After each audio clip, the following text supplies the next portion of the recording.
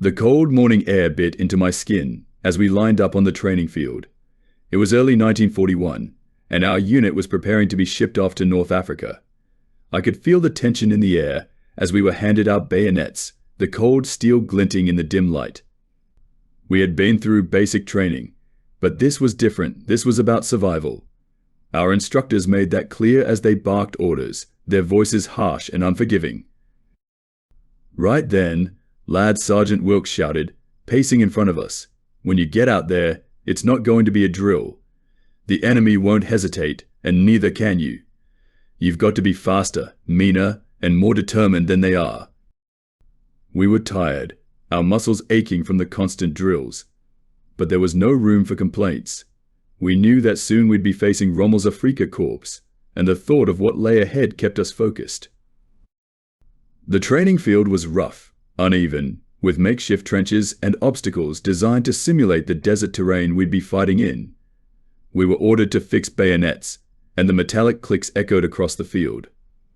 The weight of the weapon in my hands was familiar yet daunting. It wasn't just a rifle anymore, it was a tool for close combat, for the brutal, hand-to-hand fighting that we all feared.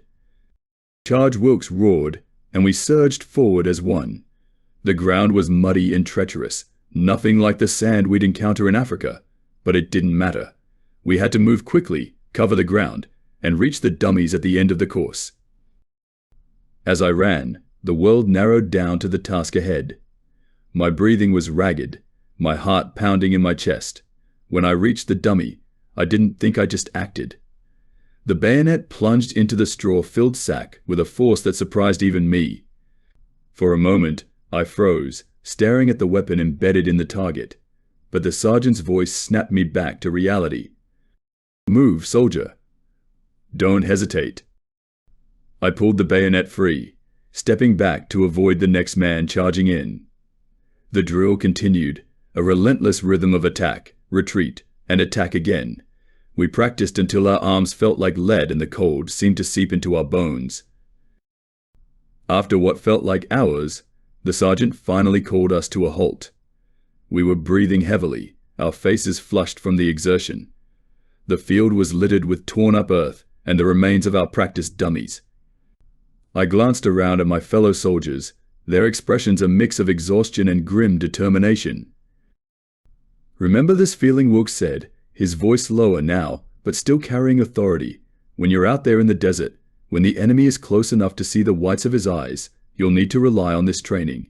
It might just save your life." We stood there in silence, the reality of his words sinking in. Training was one thing, but we all knew the real test was yet to come. Soon, we'd be leaving the green fields of Britain for the harsh, unforgiving sands of North Africa. The thought of what awaited us was both terrifying and thrilling. As we were dismissed, I felt a heavy hand on my shoulder. It was one of the older soldiers, a veteran of Dunkirk who had seen more combat than most of us could imagine.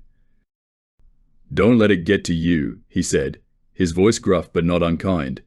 "The training's hard, but it's meant to be. Out there, it's going to be even tougher. Just keep your head down and trust your mates. We'll get through it." I nodded, grateful for his words, even if they didn't fully ease the anxiety gnawing at me. As I headed back to the barracks, I couldn't help but wonder how I would fare when the time came. Would I be able to do what was necessary? Would I survive? The answers would come soon enough, but for now, all I could do was train, prepare, and hope that when the time came, I'd be ready. The bayonet training, the endless drills, they were all part of shaping us into soldiers who could face the horrors of war. And we all knew that the desert was waiting.